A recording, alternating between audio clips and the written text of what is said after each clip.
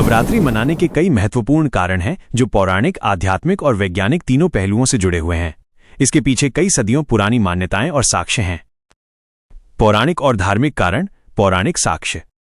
नवरात्रि का सबसे प्रमुख कारण देवी दुर्गा की महिषासुर नामक राक्षस पर विजय है। महिषासुर का वध।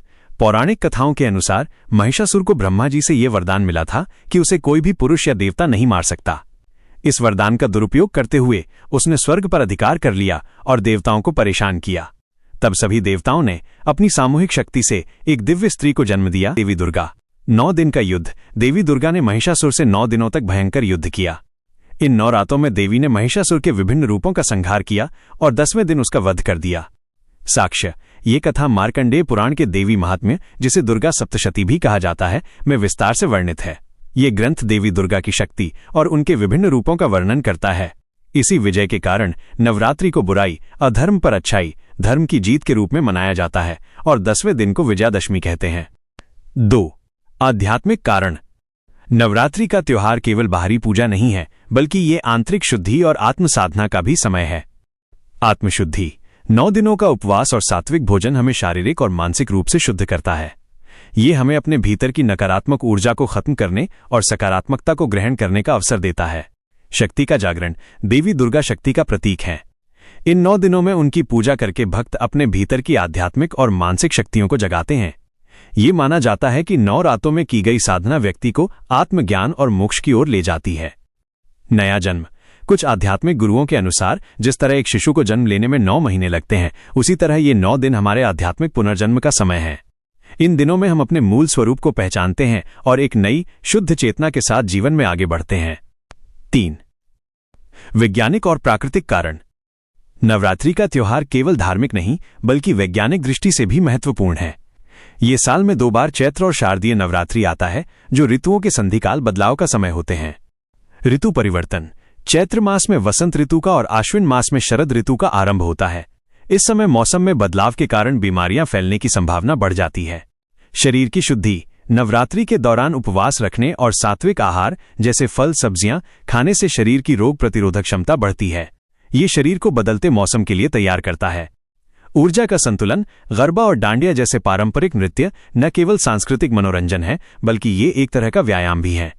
ये शरीर में ऊर्जा का संतुलन बनाए रखने और रक्त संचार को बेहतर बनाने में मदद करते हैं।